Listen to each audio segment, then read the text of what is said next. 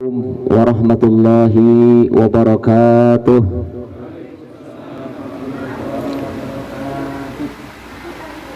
Alhamdulillahi rabbil alamin.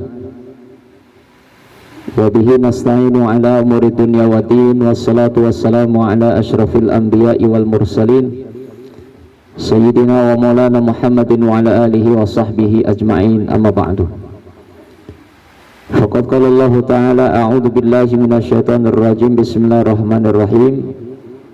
Walau anna ahlal qura amanu wattaqau lafatahna 'alaihim barakatim minas sama'i wal ardh walakin kadzabu fakhadnahum bima kanu yaktubun. Walakin kadzabu fakhadnahum bima kanu yaksibun. Shadaqallahul adzim wa shadaqa rasul habibul karim. Wa nahnu ala dzalika minasyakirin wa syakirin walhamdulillahi rabbil alamin. Hadratul kiram wal muhtaram, kepada Bapak RT beserta seluruh jajaran pengurus, Bapak Kadus, ya, perwakilan dari BPD, Bapak RW tadi nitip salam nggak bisa hadir karena ada kaitan yang ada musibah tadi ya, jadi ada yang perlu diurusin, katanya minta doanya. Para asatid wal asatidah, Ustadz Rijal, Ustadz Tito, para tokoh masyarakat, dan juga khusus kepada seluruh warga RT 4 yang Allah muliakan. Pertama dan paling utama kita bersyukur kepada Allah ya. Ini katanya pengajian perdana, betul ya Pak? Sesuatu yang baik ini perlu kita syukuri, tapi yang paling berat adalah mempertahankan. Nah ini dia. Untuk memulai ini memang agak berat, tapi lebih berat untuk istiqomah dalam kebaikan. Tapi insya Allah Bapak-Bapak Ibu-Ibu ya, kalau kita niatnya lurus lillahi ta'ala, niatnya benar karena Allah, nanti Allah kasih kekuatan. Niatnya sungguh-sungguh Pak ya. Jadi kalau kebaikan ini tanpa dasar dengan niat yang kuat, nanti kalau digoyang dengan hujan dikit nanti mundur. Ya, pokoknya nanti yang benar sajalah. Sebagaimana saya sampaikan tadi dalam pengajian di Al-Ikhlas Musola, kalau niat kita untuk kebaikan, maslahat orang lain, pasti Allah bantu. Betul nggak? Amin ya rabbal alamin ya. Apalagi kalau masyarakatnya kompak gitu ya, kompak, istiqomah, ke depan bisa bergiliran. Alhamdulillah. Apa manfaatnya pengajian kita buat? Satu diantaranya dengan pengajian jelas ini silaturahim. Yang kedua ilmu dapat. Yang ketiga, insya Allah kalau kita buat amal semacam ini akan Allah jauhkan musibah bala bencana. Amin ya rabbal. Itu 3 manfaat kalau pengajian kita buat. Nah, yang keempat nih, yang keempat saya tambah sedikit. Manfaat kalau kita buat pengajian, maka Allah jauhkan dari hal-hal yang negatif. Apa itu? Nauzubillah, nauzubillah Pak. Seandainya di sini ada orang yang bermaksiat, ada orang yang niatnya nggak benar, nanti Allah buang dengan caranya Allah. Ya, jadi orang yang nggak benar niatnya, mungkin dia mau zalim, berbuat maksiat, kumpul kebo, kalau pengajian ada dia pergi sendiri tuh. Jadi Allah bersihkan tempatnya dari keburukan-keburukan. Amin ya rabbal alamin. Salawat dan salam senantiasa kita haturkan kepada junjungan alam Nabi kita Muhammad sallallahu alaihi wasallam. Hadirin jemaah yang Allah muliakan ya. Setiap orang, nggak di RT 4, semua RT, baik laki-laki perempuan yang tinggal di sini maupun di luar Hegar ya, semua manusia bangsa apapun dimanapun dia berada pasti ingin hidupnya bahagia dunia akhirat. Wabil khusus orang Islam begitu. Orang kafir saja pengen bahagia, apalagi orang Islam. Makanya wajar di dalam Quran sendiri dalam surat Al-Baqarah ayat 101 itu Allah ajarkan sebuah doa yang simpel banget. Apa doanya? Saya yakin Bapak Ibu hafal nih, anak-anak juga hafal. Apa doanya?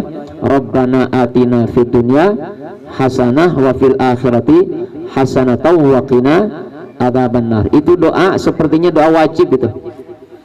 Kayaknya kita nggak adil kalau nggak baca doa ini, betul nggak? Iya. Sepanjang-panjangnya doa pasti ada nih doa. Dan biasanya ini doa dibacanya di ujung-ujung sebelum ditutup. Ya, saya pernah doa, namanya doa ketika tablik akbar kan panjang, ya panjang begitu. Mungkin ada jamaah yang gerah kelamaan kali, aminnya nggak ikhlas, amin, wah udah bener saya bilang. Pas ditutup Rabbana atina, dia bilang apa? Alhamdulillah gitu. Nah, jadi Rabbana ini doa penutup ya. Sepertinya doa wajib, nggak sah doa kita kalau tanpa Rabbana atina fid dunya hasanah. Apa maknanya doa? Dalam doa ini ada 3 hajat, ada 3 munajat, tapi meliputi seluruh hajat kita. Jadi Bapak doa dari A sampai Z, ujung-ujungnya ya Rabbana, dan Rabbana sebetulnya Pak sudah meliputi hajat kita. Seandainya Bapak suruh doa, Ustaz itu doa Bismillahirrahmanirrahim atina fid dunya hasanah, udah beres, udah itu meliputi semua hajat, selesai. Cuman kebangetan banget kalau begitu doang kan. Ada 3 hal yang kita hajat kepada Allah. Yang pertama, Rabbana atina fid dunya hasanah, ya Allah berikan kepada kami kebahagiaan di dunia. Sekarang saya mau tanya Pak, ibu bapak di sini mau bahagia di dunia? Mau? Ada yang pengen hidupnya sengsara? Ada? Susah menderita? Ada? Nggak ada. Pasti pengen bahagia. Makanya doanya Rabbana atina fid dunya hasanah. Nah, karena kita orang beriman, ditambah lagi doanya wa fil akhirati hasanah, ya Allah berikan kepada kami pula kebahagiaan di akhirat. Kenapa? Karena kita yakin adanya kehidupan akhirat. Banyak orang yang kelihatannya bahagia di dunia, harta berlimpah, jabatan tinggi, semua materi tercukupi, tapi ketika akhirat masuk neraka, nauzubillah min. Maka ini orang nggak bahagia. Jadi kita minta sama Allah, ya Allah selain kebahagiaan kami di dunia, bahagian pula kami di akhirat. Nah yang ketiga, waqina adzabannar, selamatkan kami daripada azab api neraka. Ini sebetulnya kalimat taukid, kalimat penekanan minta sama Allah, ya Allah jangan sampai kita mampir ke neraka. Karena begini hadirin, kata Rasulullah, seluruh umat Nabi Muhammad ini, ya, seluruh umat Nabi Muhammad ini sekecil-kecilnya iman, walaupun imannya hanya sebiji zarah, katanya semua bakal masuk surga. Cuman yang jadi masalah nih, dari sekian orang Islam kalau punya dosa mesti mampir dulu tuh. Bukan mampir di warteg, kalau warteg sih mau. Mampirnya kemana? Neraka. Ada yang nanya, Pak Ustaz kok begitu sih, kan kita orang Islam. Logikanya beginilah, ibu-ibu paling paham nih. Bu, saya mau tanya, ada ibu ada nggak sini? Ada? Ada nih, dengerin Bu. Bu, suami ibu pakai baju, dipakai buat kerja. Kebetulan baju suami ini katakanlah montir gitu. Hari-hari pegang oli, pegang mesin, bajunya kotor, pulang ke rumah nih. Kira-kira suami boleh nggak bajunya kotor dimasukin ke dalam lemari? Boleh nggak Bu? Saya mau tanya, boleh nggak baju kotor masuk lemari? Boleh? Nggak boleh. Dilempar kemana? Dicucian, direndam pakai air. Berapa jam? Setengah jam. Udah setengah jam, diputer-puter, betul nggak? Udah diputer-puter, diperes-peres. Udah diperes-peres, digantung di terik matahari. Udah digantung, disetrika lagi hadirin. Kata istri, udah wangi, baru boleh dah masuk lemari, betul nggak? Jadi kira-kira kalau ada orang kotor pantas nggak masuk surga? Kata nggak pantas, bersihin dulu, neraka dicuci bentar kan. Cuman cucinya ini berapa lama? Wallahu a'lam bishawab. Jadi jangan pernah mikir dah, ya Allah nggak apa-apa deh bentar doang. Bentar doang. Satu hari akhirat itu, nih kata Rasulullah, ka'alfi sanatin mimma ta'udun. Satu hari akhirat itu sama dengan 1000 tahun di dunia.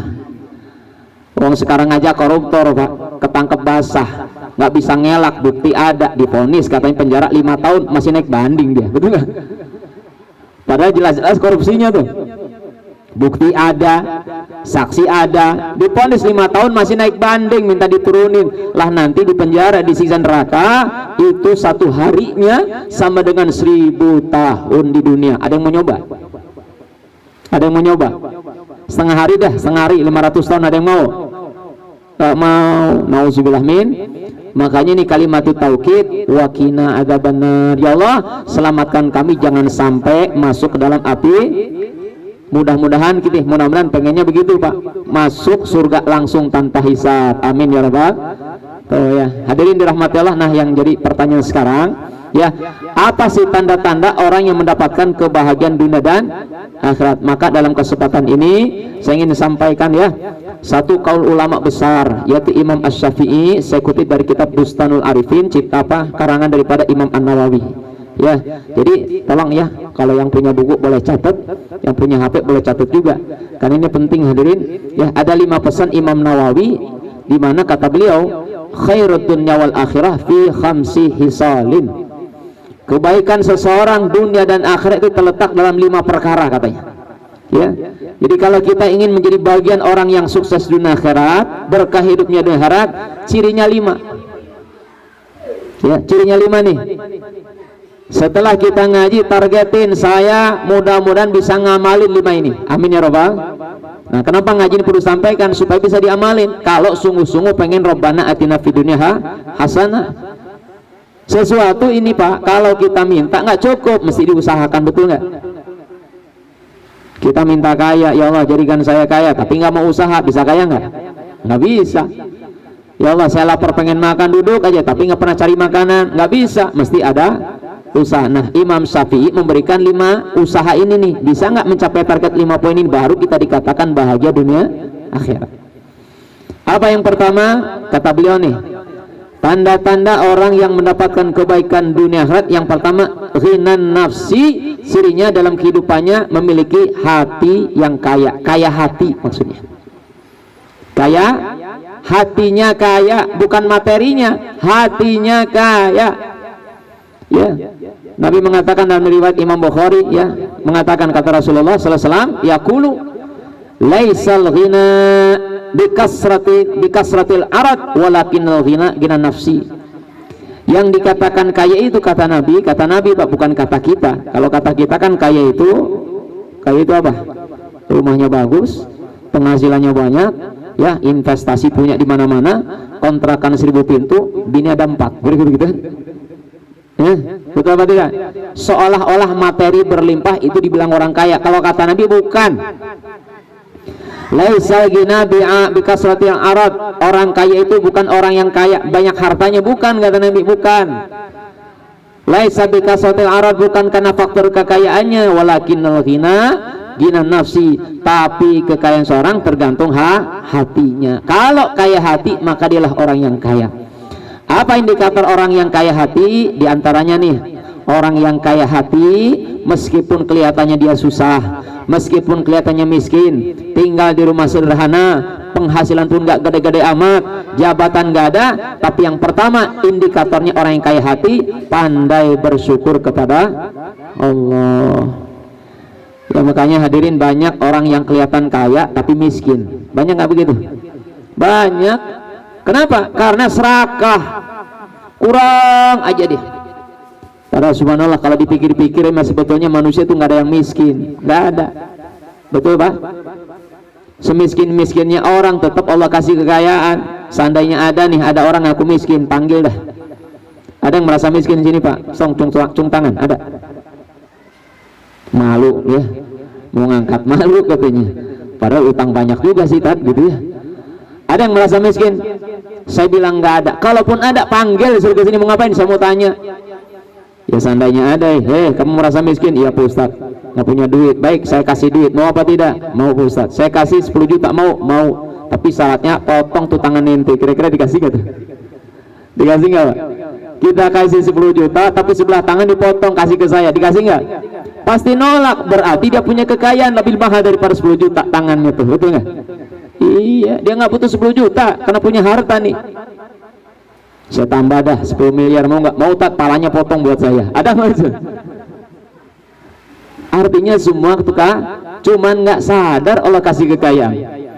Kapan dia sadar bahwasanya dia kaya hadirin? Setelah, kalau kita lihat banyak orang kaya sekarang Pak, mohon maaf ya, banyak orang kaya materinya berlimpah tapi masuk rumah sakit punya penyakit, betul nggak? Penyakit orang kaya keren-keren. Ya, bukan klasteri, keren-keren penyakitnya. Jantung. Apalagi Pak yang keren-keren? Sok, saya mah nggak tahu lah apa. Diabetes, stroke, wah segala macem. Pendapatannya tinggi tapi pengeluaran gede juga. Tuh lihatin tuh. Ya, kelihatannya kaya tapi Allah ambil hartanya, betul nggak? Mendingan kita kelihatan miskin, paling kita pilek-pilek dikit, ya. Apalagi mulus-mulus dikit, puyeng-puyeng paramek beres, betul nggak? Alhamdulillah. Udah dah, yang bikin kita kaya bukan masalah makanan enak, rumah bagus, ya, mobil mentereng, tapi yang jadi kunci adalah pandai bersyukur kepada Allah. Alhamdulillah. Udah deh, ya. Dimanapun, kapanpun syukur saja sama Allah. Sebab Allah bilang dalam Al-Quran, dan ini sebetulnya sindiran bahasanya gitu ya, sindiran, supaya kita mikir, apa alasan kamu tidak syukur kepada Allah? Lihat, kalau kita baca surat Ar-Rahman, ada ayat yang persis banget itu kalimatnya diulang-ulang. Apa kalimatnya? Fabi'ayyi ala'i rabbikuma tukadziban. Itu sebetulnya bahasa sindiran. Allah bertanya, tapi Allah nggak butuh jawaban. Apa kata Allah? Fabi'ayyi ala'i rabbikuma tukadziban. Hai manusia, nikmatku yang mana yang kau dustakan? Coba mana kata Allah. Cari nikmatku yang nggak ada, mana yang kau dustakan? Allah tuh nantang. Saking apanya? Saking manusia ini banyak yang nggak bersyukur, betul nggak? Ada orang katanya, nggak ada orang ngeluh hari-hari begitu. Apa alasannya? Nggak punya duit. Ada orang ngeluh, kenapa? Rumahnya sempit, ngeluh saja. Padahal Allah kasih nikmat yang lebih besar daripada itu. Ada orang ngeluh nggak punya duit, tapi Allah kasih badan sehat. Padahal sehat nikmat bukan, Pak? Nikmat. Saya bilang tadi tuh. Ada orang nggak punya duit, suruh milih, Pak. Bapak mau duit 10 juta, apa Bapak mau dirawat di rumah sakit? Saya mau tanya gitu. Rata-rata pilih apa, Pak? Pilih sehat daripada duit, tapi kita di rumah sakit, mendingan sehat. Jadi artinya apa hadirin? Sehat lebih mahal daripada duit. Ya Allah Rabbi, kita nggak punya pekerjaan, pendapatan kecil, ngeluh. Padahal subhanallah kasih rezeki. Apa rezekinya? Istri solehah. Rezeki bukan tuh? Ya Allah Rabbi. Makanya kalau orang yang memahami, meyakini nikmat Allah itu banyak, nggak mungkin dia berkeluh kesah. Makanya kata Rasulullah, kata Imam Syafi'i, tanda orang yang bahagia dunia akhirat adalah ketika di dunia ghinan nafsi, hatinya kaya. Apa kaya? Pandai bersyukur kepada Allah. Ini berlaku nih buat bapak, buat ibu juga berlaku. Sebagai suami bersyukur punya istri. Ya walaupun sekarang apa adanya, alhamdulillah, betul Pak? Iya, kalau kita mau cari sempurna bukan tempatnya di dunia, entar di surga dah, betul? Begitu pula istri bersyukur punya suami. Walaupun mohon maaf wajah pas-pasan, wajah bukan artis, udah syukur alhamdulillah. Gantengnya dulu mak ya, waktu pengantin baru, sekarang udah ngejelas mukanya kayak apa ya, nggak apa-apa, alhamdulillah. Lihat kebaikan suami, walaupun suami udah keriput, mukanya sudah berubah, nggak diganteng lagi, tapi suami masih setia. Amin, amin ya robbal. Daripada ganteng tapi selingkuh, mau bu kira-kira bu? Nauzubillah min dzalik. Ya, yang pertama tadi intinya tanda orang yang kaya pandai bersyukur. Yang kedua apa? Tanda orang yang gina nafsi, qanaah. Apa qanaah? Ridho, menerima apa adanya, apa yang Allah tetapkan. Ridho, nggak berkeluh kesah dia. Makanya tanda orang yang bahagia itu adalah orang yang apapun yang Allah kasih bahagia dia. Ya, makanya di sini hadirin, tanda-tanda orang susah itu bukan berarti duitnya dikit, selalu apa tuh? Keluh kesah, selalu komplain, selalu apa istilahnya? Nggak puas. Ini bahaya nih.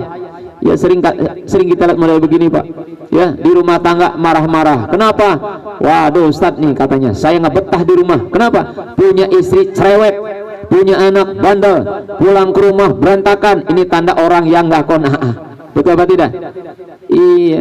Tapi kalau orang yang qanaah, subhanallah, nikmat aja rumah tangga. Betul? Hadirin dirahmati, itu yang pertama. Jadi tanda orang yang bahagia dunia akhirat adalah ghinan nafsi, orang yang punya kaya hati. Nah, bagaimana caranya untuk mendapatkan sifat ini? Bagaimana caranya? Kalau dalam teori hadirin, supaya kita pandai bersyukur katanya, pandai-pandailah kamu menempatkan sesuatu. Artinya gini, kalau untuk urusan dunia sering-sering kita lihat ke bawah. Nih, saya bilang nih, kalau kita ingin bersyukur urusan dunia sering-sering lihat ke bawah. Jangan lihat ke atas. Kalau kita lihat ke atas jadi kufur nikmat, tapi kalau ke bawah jadi bersyukur. Ada orang punya motor, dia akan bersyukur punya motor. Kenapa? Yang dilihat ke bawah. Tetangga punya sepeda, yang sepeda pun sama bersyukur. Kenapa? Dilihat ke bawah lagi, tetangganya jalan kaki, yang jalan kaki bersyukur juga. Kenapa? Kan yang dilihat saudaranya, tetangganya kena stroke nggak bisa jalan, yang stroke juga bersyukur. Kenapa? Tetangganya udah dikubur. Betul nggak? Lihat ke bawah bersyukur, jangan lihat ke atas. Yang punya motor lihat mobil, stres nggak kira-kira? Stres apa tidak? Stres hadirin. Apalagi ngeliat yang punya pesawat, Nabi. Nauzubillah min dzalik. Intinya gitu ya. Jadi tanda orang bahagia adalah ghina nafsi, orang yang kaya hati. Nah, yang kedua hadirin, singkat aja nih waktunya ya. Nggak kerasa. Yang kedua, apa tanda orang yang bahagia dunia akhirat? Nih, yang kedua nih penting Pak dalam kehidupan bermasyarakat. Ini penting nih. Apa itu? Kaful ada, tidak menyakiti saudara lainnya. Nah, ini dia penting nih. Jadi tanda-tanda orang yang bahagia dunia akhirat adalah selama hidupnya dia tidak pernah menyakiti, mendolimi, merugikan orang lain. Nah, makanya jangan pernah kita bilang guyup, jangan pernah kita bilang kompak kalau satu sama lain saling menyakiti. Betul Pak? Gimana caranya guyup? Kaful ada, tahan diri supaya tidak menyakiti satu sama lain. Setuju apa tidak nih? Setuju apa tidak?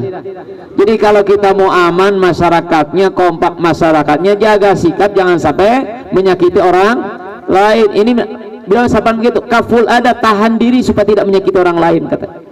Baik dengan ucapan, baik dengan sifat, baik dengan gerakan, jaga jangan sampai menyakiti orang lain.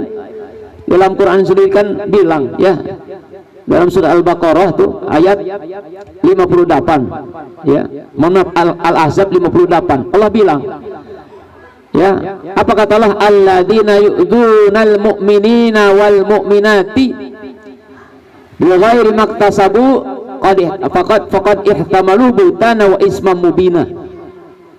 Dan adapun orang-orang yang yu'dzunal mu'minina wal mu'minat, gemar sekali dia menyakiti orang mukmin laki-laki, menyakiti mukmin perempuan, mendolimi orang lain, kata Allah, bighairi maktasabu, dengan sesuatu yang tidak mereka kerjakan, memfitnah orang lain, nyakiti orang lain, menuduh orang lain pada orang lain nggak berbuat, faqad ihtamalu butanan, maka orang ini telah apa tuh? Memikul kebohongan yang besar, wa ismam mubina, dosa yang besar juga. Nauzubillah min.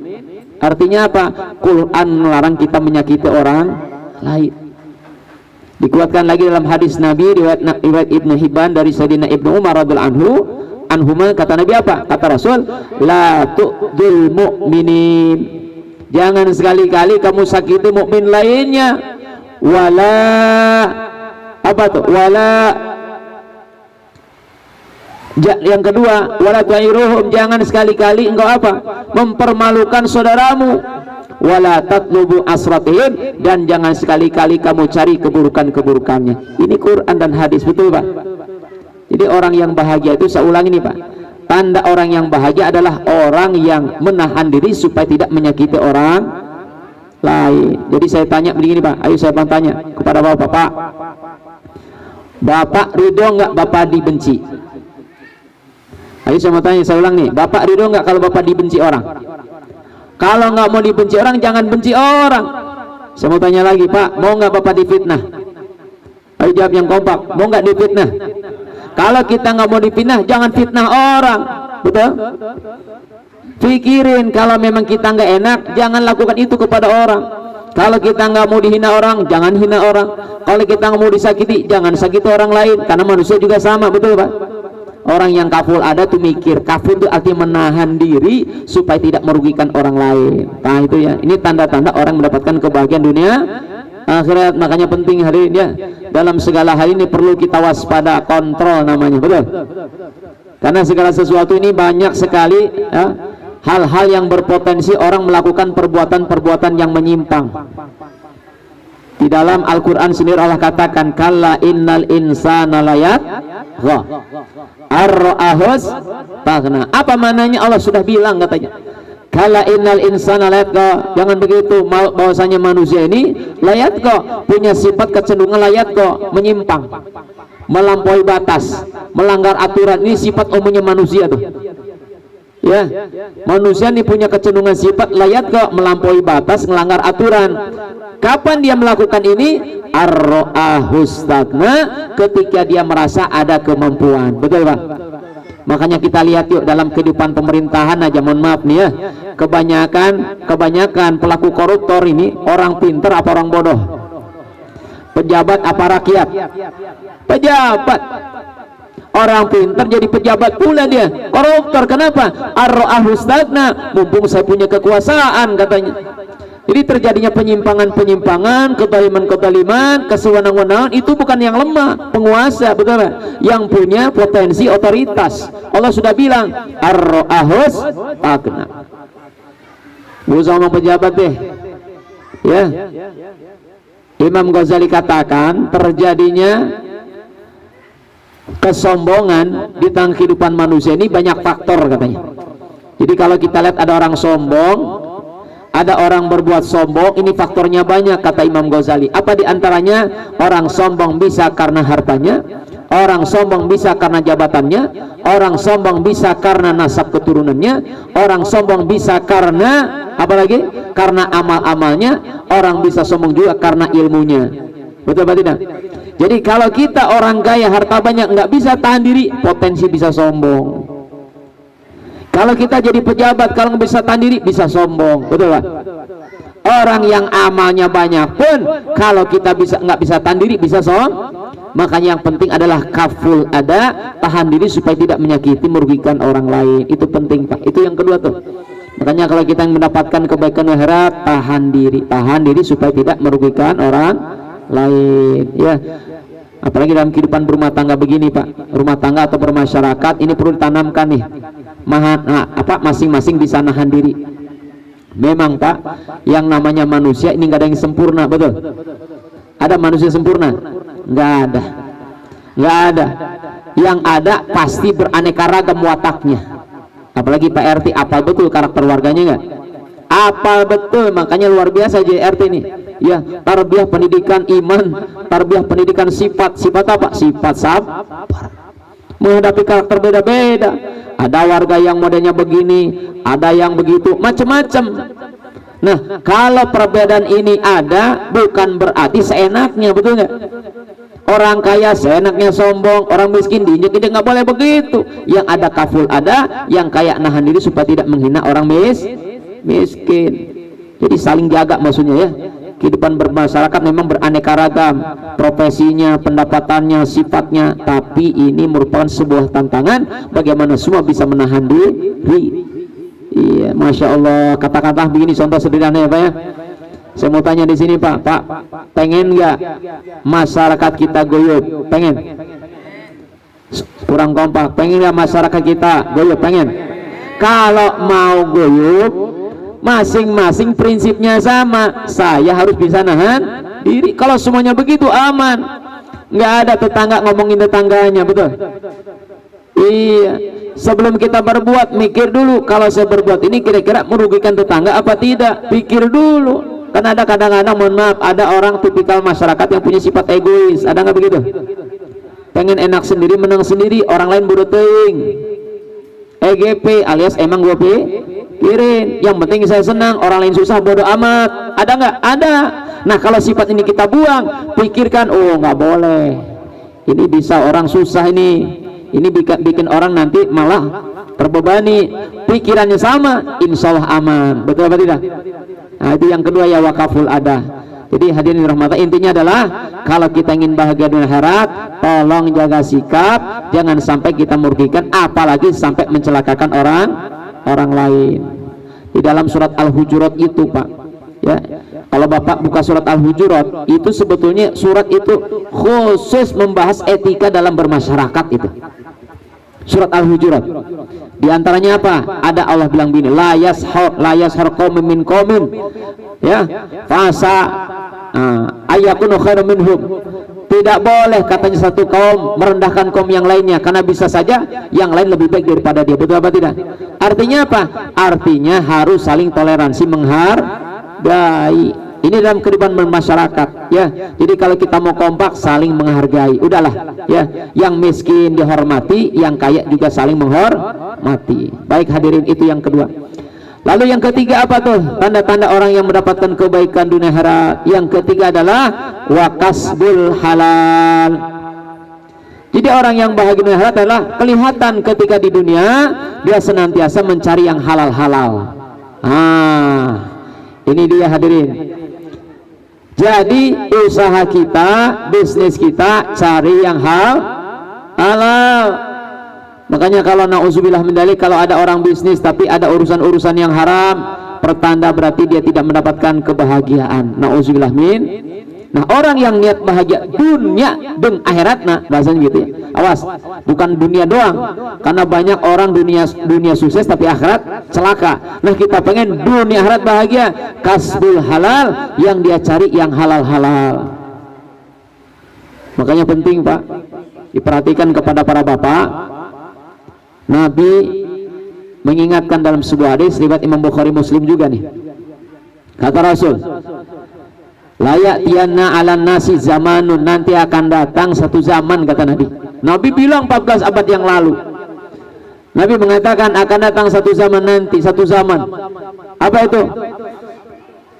La yubalil mar'u bima akhadal mal, a min halalin am min haram. Akan datang satu zaman di mana seorang laki-laki enggak peduli bagaimana caranya dia mendapatkan uang, katanya. Akan terjadi tuh, di mana seseorang cari duit bodoh amat, yang penting dapat duit, katanya. A min halalin am haram, apakah dengan cara yang halal atau cara yang haram. La yubali artinya nggak peduli. Betul apa tidak? Ini terjadi, Pak. Ini terjadi sekarang nih. Banyak orang yang kelihatannya usaha tapi menghalalkan segala cara. Nauzubillah min dzalik. Tapi kalau orang niat bahagia akhirat, hati-hati, Pak. Betul apa tidak? Sebab kalau lihat dalam Al-Quran surat Al-Baqarah 168, ya, Allah perintahkan kita, kata Allah, ya ayuhan nas kulu mimma fil ardi halalan toy. Allah perintahkan tuh, silahkan kamu makan apa yang ada dari urusan mimma fil ardi, yang ada di muka bumi, silahkan makan, tapi yang bagaimana? Halalan thayyibah, yang halal lagi baik, kata Allah. Jadi nggak semuanya asal makan saja, pastikan yang kamu makan halalan thayyibah. Kemudian Allah bilang wala tattabi'u khutuwatis syaitan. Ingat manusia, jangan sekali-kali kamu ikuti petunjuk setan. Ini hati-hati, Pak, dalam bisnis apa saja, ya, urusan apapun, ya, selalu kita waspada, setan selalu membisiki kita. Betul? Kalau ustadz-ustadz, kiai-kiai ini insya Allah ngajarinya benar. Ini saya ngomong sekarang ini ngajak bapak-bapak supaya cari yang halal. Kalau setan nyuruh kita cari yang haram. Betul, Pak? Kalau nabi-nabi, kalau para rasul ngajak umat supaya masuk surga. Kalau setan ngajak umat kemana? Ke neraka. Gimana caranya supaya masuk neraka? Tuh, dorong manusia untuk melakukan yang haram-haram. Zina haram, bisnis pun korupsi haram, semuanya haram-haram. Dengan cara ini maka tanpa sadar manusia berbondong-bondong masuk neraka. Makanya Allah bilang wala tattabi'u khutuwatis syaitan, jangan kau ikuti langkah-langkah setan. Setan ada dua. Ayo nih, hati-hati, Pak. Setan ada dua, ada yang nggak kelihatan, ada yang kelihatan. Yang nggak kelihatan bentuknya bisikan, yang kelihatan teman kita juga kadang-kadang, ya, teman CS lagi. Ini kadang-kadang kalau ada yang nawarin, Pak, bisnisnya Bapak kerja di PT, berapa gajinya? 5 juta. Ya, kecil banget 5 juta. Mau nggak, Pak, gajinya 50 juta? Wih, bisnis apaan? Ini gua tawarin buat lu aja nih, temen gua nih, katanya. 50 juta katanya. Mau apa tidak? Nih kalau kita nggak punya saringan pasti bilang iya. Betul apa tidak? Kalau kita nggak punya landasan tadi, kehati-hatian, pasti bilang mau, Pak, mau. Mestinya tanya dulu kalau orang benar. Pak, saya mau 50 juta, tapi saya mau tanya dulu bisnisnya apa? Bisik-bisik ya, jangan rame nih. Kurir narkoba. Mau diambil apa tidak kira-kira? Diambil apa tidak? Oh, ada yang bilang ngambil. Ini tantangan nih. Nah, Allah bilang tadi wala tattabi'u khutuwatis syaitan, jangan ikuti bisikan. Ini namanya setan berbentuk manusia, jangan ikutin. Kalau memang haram tinggalin, betul. Walaupun nilainya wah, menggiurkan, kalau ini jelas-jelas haram tinggalkan. Innahu lakum aduwwum mubin, karena sesungguhnya setan merupakan musuh yang nyata buat kamu. Nauzubillah min. Itu yang kedua. Yang berapa? yang ketiga ya. Jadi intinya pesan saya, kalau pengen berkah rumah tangganya, kalau pengen bahagia kehidupannya, hindari barang haram, lakukan yang halal. Karena gini Pak, apa dampak barang haram? Nih saya sampaikan. Kenapa Islam melarang kita untuk menjauhi barang haram apapun itu bentuknya, mau bisnis ke apapun, menjauhi barang haram? Sebab hadis daripada Sayyidina Abu Bakar, kata Rasulullah begini, la yadkhulul jannata jasadun ghudiya bil haram. Dengerin itu. Ini kerugian kalau kita makan barang haram, kata Rasul ya. La yadkhulul jannata, sekali-kali tidak akan masuk surga, jasadun, satu jasad, ghudiya bil haram, yang mana ini jasad selalu makan barang haram. Ya makanya kalau kita pengen surga Pak, hati-hati sekarang, cek badan kita nih masih ada barang haram Bapak tidak ya. Kalau kita sedang bisnis kita ada berbau-bau haram, tinggalin. Betul apa tidak? Walaupun berat Pak, memang dunia ini menggiurkan, dunia ini kelihatan sesuatu yang menggairahkan, tapi kalau barang haram tinggalin, daripada kita nanti nggak bisa masuk surga. Betul Pak? Nah Nabi udah bilang tadi, la yadkhulul jannah, sekali-kali tidak akan masuk surga satu jasad yang dia tumbuh berkembang masuk barang haram. Ini kerugian. Kemudian ada kerugian di dunianya. Nah ini saya bicara kerugian di akhirat. Di dunianya rugi nggak? Rugi hadirin. Orang yang makan barang haram, orang yang selalu memasukkan barang-barang haram, akan Allah angkat keberkahan hidupnya, diangkat keberkahannya. Apa tanda-tanda nggak berkah? Nauzubillah. Walaupun Bapak punya penghasilan ya, walaupun Bapak hasilnya besar, tapi barang haram itu kalau dimakan istri ya, dimakan sama istri Pak, dijamin istrinya bukan bener malah jadi nggak bener. Makanya jangan aneh Pak, jangan aneh, mohon maaf saya bukan nyindir, yang ngingetin aja.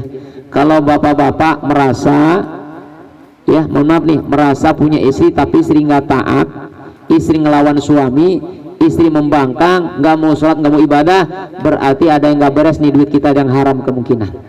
Jangan marahin istri Pak, mungkin ada barang haram masuk dimakan sama istri. Begitu pula anak kita nggak nurut, nggak taat, nggak berbakti, suruh sholat susah, ngaji apalagi, mungkin ada barang haram masuk ke dalam tubuh anak kita. Maka penting perhatian buat para bapak nih. Jadi kalau bapak pengen rumah tangganya berkah, rumah tangganya sakinah, istrinya istri yang taat, anak soleh-solehah, pastikan harta yang dibawa adalah harta halal. Iya. Sebab kalau ada suami, keluar rumah, bisnis, usaha segala macam, kemudian dia bawa pulang nih dengan harta haram, ini seperti menyuapi istri anak dengan bara api katanya. Nauzubillah min. Nah, di sini ada ibu-ibu, Bu, kira-kira mau nggak Bu? Suami datang, kata suami, mah nih papa suapin bara api, kira-kira mau dimakan nggak? Mau dimakan nggak? Enggak ya. Makanya ibu juga tolong ya, bantu doa dengan suami, bantu doa suami kerja, suami kerja ke kantor, ibu ambil sejadah sholat duha. Suami berangkat seolah-olah suami yang cari usaha, tapi bantu sama istrinya ya, sholat duha, ngangkat tangan, ya Allah bantu urusan suami saya, berikan dia rizki yang halalan taibah, jauhkan dari yang haram, berkahi rizki buat kami ya Allah, amin. Dibantu sama istri. Jadi kalau nanti di kantor suami ada godaan-godaan, ada tawaran-tawaran yang haram, Allah kasih kekuatan bisa ninggalin tuh ujian. Betul apa tidak? Atas bantuan istri. Jadi masya Allah, ini amalan ibu-ibu nih ya. Makanya saya doakan mudah-mudahan ibu istiqomah ngajinya ya. Kalau ibu-ibu ngaji, sungguh-sungguh ngajinya, nanti kita kasih tahu amalan buat ibu-ibu di rumah. Saya sampaikan tadi diantaranya apa? Jaga sholat, syukur-syukur tambah sholat duhanya, sholat sunnahnya, syukur-syukur baca yasin tiap hari, syukur-syukur nih. Kalau punya harta dorong suami untuk sedekah. Tadi disampaikan tuh ada pembangunan masjid, tuh kesempatan tuh yang punya harta ayo sumbangin, mudah-mudahan ini tanda harta yang berkah ya. Kemudian apa lagi? Bangun malam sholat tahajud. Kalau istri suami model begini Pak, insya Allah Allah lindungi itu daripada yang haram-haram, amin ya rabbal alamin. Itu yang ketiga. Nah yang keempat hadirin, apa tanda-tanda orang yang mendapatkan kebaikan dunia akhirat? Yang keempat adalah walibasuhut taqwa, selalu apa? Memiliki sifat takwa. Jadi hidupnya selalu diliputi dengan sifat takwa. Apa itu takwa? Takut kepada Allah, melaksanakan perintah Allah, menjauhi larangan Allah. Hari ini Pak, banyak orang bangga dengan bajunya, orang bangga dengan pangkatnya, orang bangga dengan rumahnya, orang bangga dengan mobil mewahnya. Orang beriman enggak? Orang membanggakan diri dengan sifat takwa yang dibawa-bawa. Kenapa? Karena dia paham yang bisa menyelamatkan dia dunia akhirat adalah sifat takwa. Karyawan kalau Pak bawa sifat takwa, insya Allah jadi karyawannya benar, betul Pak?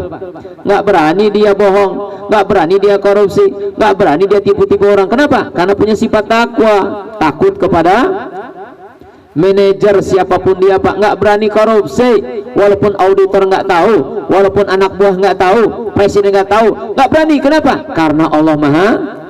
Ini namanya sifat takwa, betul Pak? Karyawan sesibuk apapun di kantor, lagi meeting, ketika dengar suara adzan hayya 'alas shalah, dia tinggalin meetingnya, sholat berjamaah. Kenapa? Itulah sifat takwa. Jadi kalau orang takwa itu aman hidupnya, betul?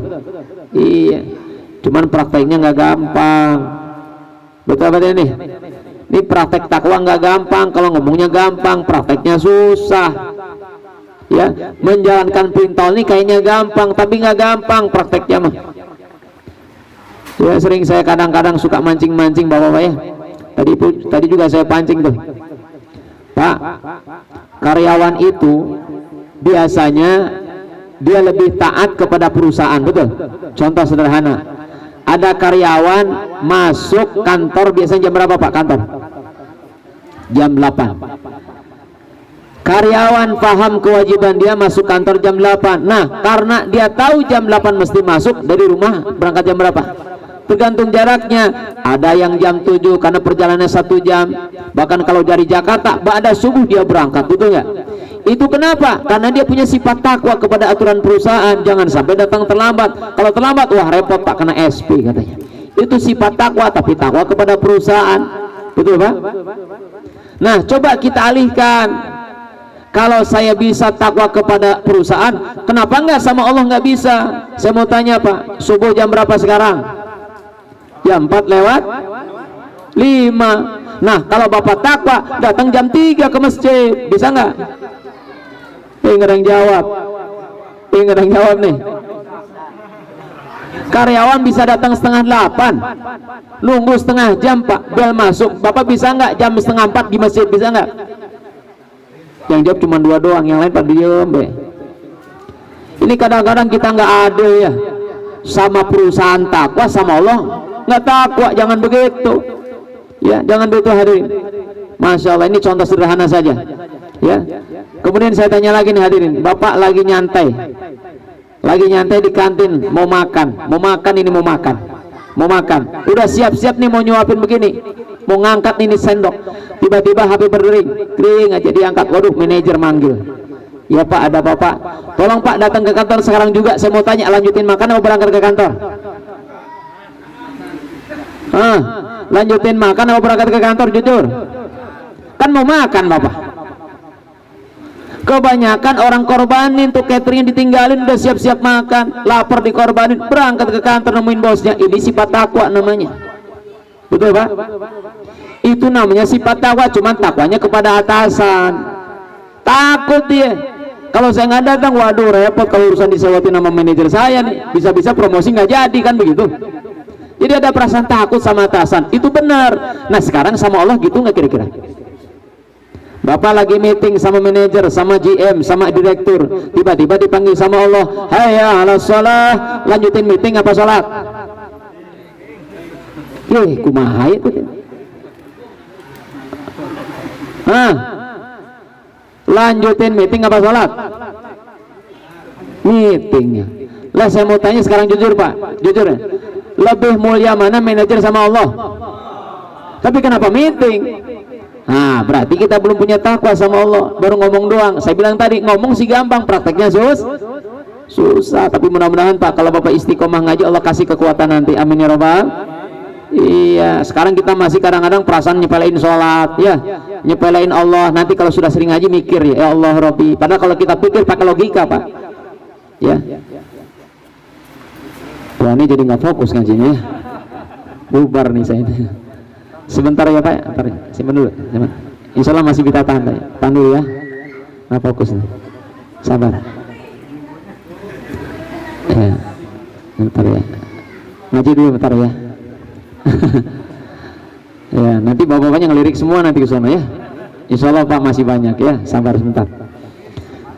Hadirin dalam hati Allah SWT, ini saya bilang tadi sebuah tantangan ya. Padahal kalau kita pikir dengan akal sehat, mikir-mikir ya Pak, mikir. Yuk saya mau tanya, yang kasih rezeki siapa? Yang kasih hidup kita siapa? Yang kasih sehat siapa? Yang kasih kita anak istri siapa? Yang kasih kita kesempatan banyak siapa? Tapi kenapa kita lebih taat kepada atasan daripada Allah? Mikir tuh di situ, betul nggak? Mikir hadirin, coba pakai logika. Iya, kita kan terima kebaikan banyak dari Allah, kita hidup dari Allah, nyawa dari Allah, sehat dari. Kenapa Allah manggil sekali doang hayya ala shalah kita masih bilang ya Allah sorry gua lagi meeting, begitu kan? Betul apa tidak? Kalau kata malaikat songong lo kan gitu hadirin. Sama manajer nggak berani, bos sorry bos gua lagi makan, nggak berani. Tapi sama Allah sorry Allah gua lagi meeting, kan kurang ajar. Padahal kata Allah kamu kan rezeki dari saya, rizki dari saya, istri dari saya. Kenapa? Nah ini pertanyaan sederhana, tolong renungkan deh ya Pak ya. Nah ini namanya libasut takwa. Orang yang bahagia itu kemana-mana bawa sifat takwanya kepada Allah, bukan kepada makhluk. Nah sekarang orang lebih takut kepada makhluk, betul Pak? Iya. Saya mau tanya lagi Pak, Bapak berani nggak bawa motor, nggak pakai helm, nggak bawa SIM, STNK keliling Bekasi? Ada yang berani nggak? Ada yang berani? Cung tangan yang berani. Ada yang ngacung. Pak Sugeng bukan itu yang ngacung.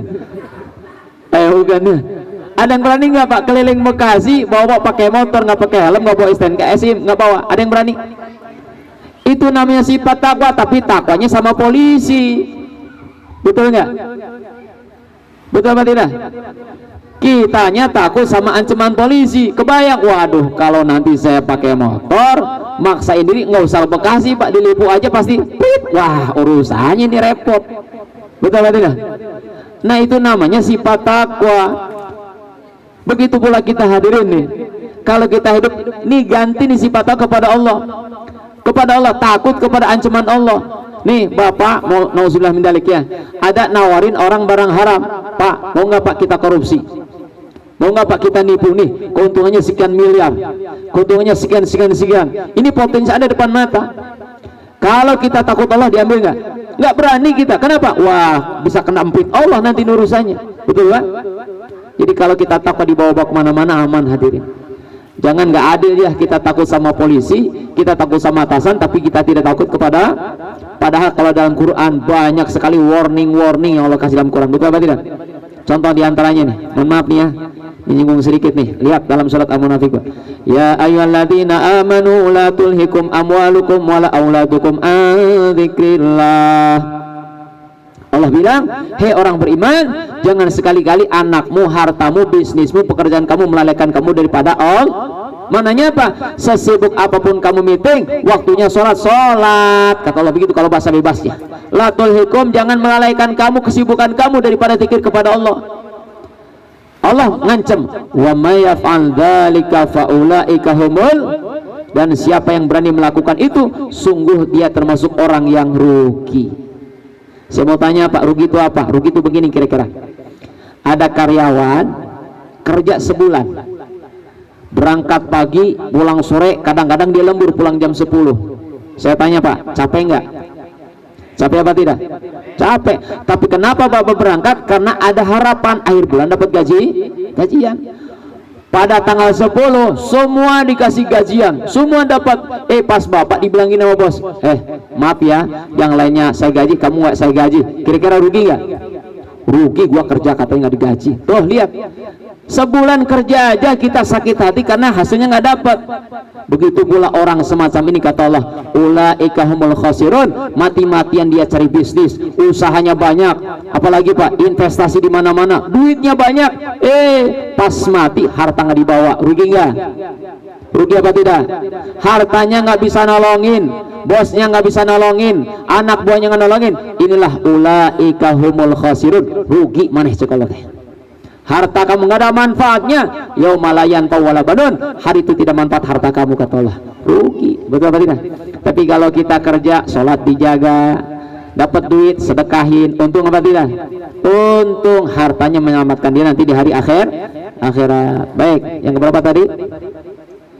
Yang keempat. Yang terakhir as-siqatu billah ala kulli halin. Apa itu yang kelima? Yang kelima adalah keyakinan sempurna kepada Allah, keyakinan atau keimanan yakin kepada Allah ala kulli halin dalam setiap keadaan dan suasana. Mananya dalam kondisi apapun tetap kita pegang teguh keyakinan kepada Allah. Ya, karena betul hadirin Bapak Ibu, suasana keadaan ini kan ujian daripada Allah, betul.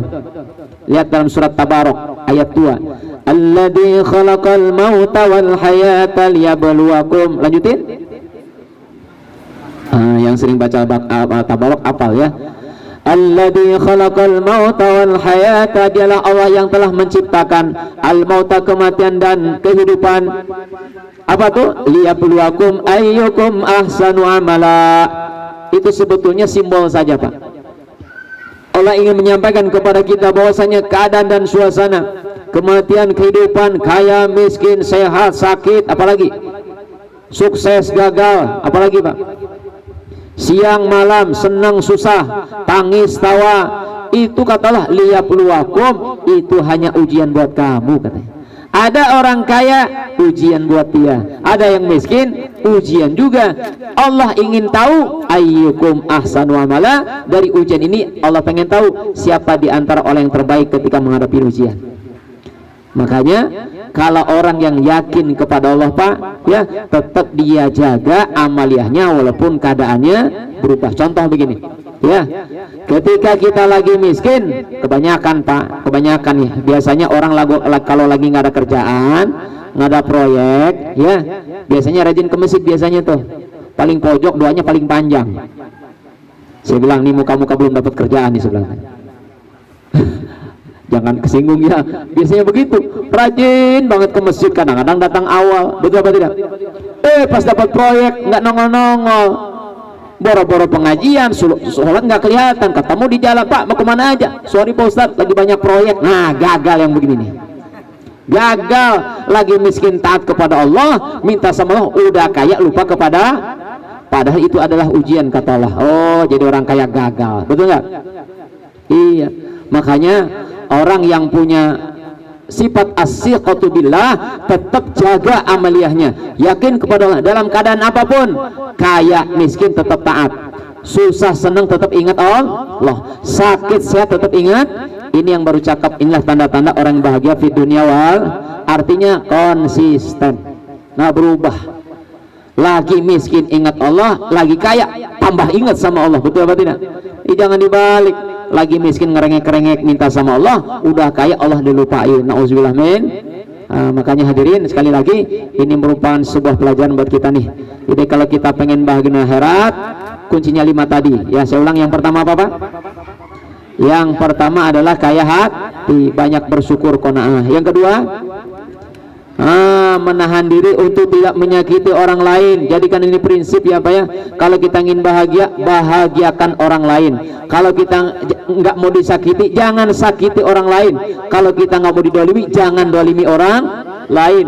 Itu pegang kata kunci. Yang ketiga Pak, kasbul halal, mencari sumber yang halal. Yang keempat, takwa sebagai pakaiannya. Dan yang kelima, yakin sempurna kepada Allah dalam setiap suasana dan keadaan. Ya, mudah-mudahan kajian kita ini mudah-mudahan bisa motivasi kita semuanya dengan harapan begini Pak. Harapannya tadi sebagaimana yang disampaikan oleh Pak RT, warga kita ini menjadi warga yang guyup, warga yang kompak, tentunya dengan berpegang kepada tadi ya, tanda orang bahagia itu hidupnya aman, banyak saudara, betul nggak?